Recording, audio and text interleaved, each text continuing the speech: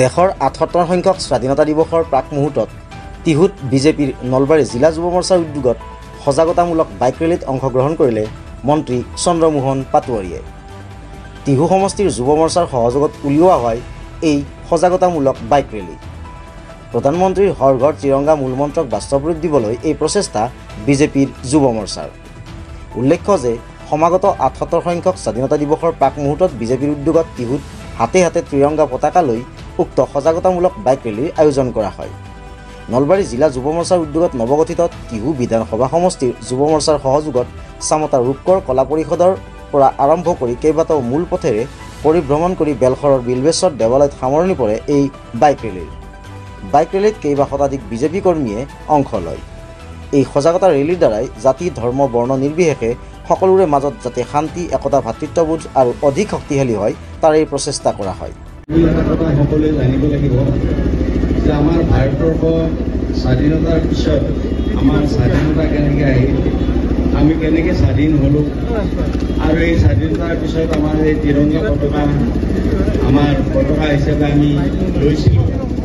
আৰু এই তিৰংগা পতাকাৰ ক্ষেত্ৰত এই তিৰংগা পতাকা উঠাবলৈ গৈ গহপুৰত গণপুৰতা শ্বহীদ হৈছিল।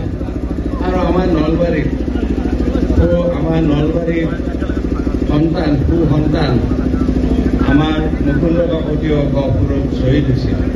গতিকে এই তিৰংগা পতাকাখনৰ মূল্য বহুত পৰিমাণে মূল্য আছে। আৰু আমাৰ ভাৰতীয় জনতা পাৰ্টীৰ চৰকাৰ অহাৰ পিছত হৰ ঘৰ তিৰংগা এই প্ৰগ্ৰেমটো দলৰ তৰফৰ পৰা লৈছে, চৰকাৰেও লৈছে। কাৰণ পতাকাখনক আমি সন্মান কৰিব লাগে। আৰু আমাৰ যে আমি আগতে দেখিছিলোঁ যে অকল ২৬ জানুৱাৰী আৰু ১৫ আগষ্টত পতাকা উত্তোলন হয়, আৰু বাকী ঘৰে ঘৰে পতাকা এনেকৈ পতাকা বা প্ৰতিটো ঘৰত পতাকা উত্তোলন কৰা বা পতাকাখন লৈ এনেকুৱা প্ৰচেছন কৰা তেনেকুৱা ধৰণৰ আগতে প্ৰচেষ্টা নাছিলে। অতুল ভূঞাৰ প্ৰতিবেদন, প্ৰতিবেদক লাইভ। এই কাৰ্যসূচী চলি আছে আৰু আমাৰ এই কাৰ্যসূচী উপলক্ষে আমাৰ বাইক ৰেলীও হৈছে, প্ৰচেছনো হৈছে। স্কুল কলেজসমূহতো ছাত্ৰ ছাত্ৰীৰ মাজত এটা কাৰ্যসূচী বিভিন্ন কাৰ্যসূচী লৈছে। গতিকে আমাৰ আজি যুৱ মৰ্চাৰ নেতৃত্বত আমাৰ টিহু মণ্ডল, আমাৰ টিহু যিটো সমষ্টি, এই সমষ্টিত আজি বাইক ৰেলী হ'ব। আৰু এই বাইক ৰেলী উপলক্ষে এইখন সভা আয়োজন কৰা হৈছে। আৰু এতিয়া আমাৰ বাইকেৰে প্ৰচেছন কৰি ইয়াৰ পৰা আমাৰ বেলচৰলৈকে যাব। আৰু বেলচৰত গৈ তাত প্ৰখৰ ৰ'দ থাকিলেও গতিকে কোনো মানুহৰ মনত আপুনি দেখিছে প্ৰত্যেকৰে মুখবিলাক কিমান হাঁহি মুখে আছে, কোনো কষ্ট পোৱা নাই, কষ্ট অনুভৱ কৰা নাই। কষ্ট পাইছে কিন্তু অনুভৱ কৰা নাই। গতিকে এইটো এটা ভাল কথা। আৰু সকলোৰে মুখত হাঁহি আছে।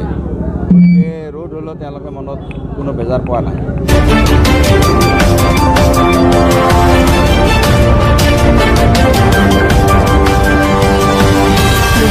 প্ৰতিবেদক লাইভ, পোহৰৰ দিশে এখোজ।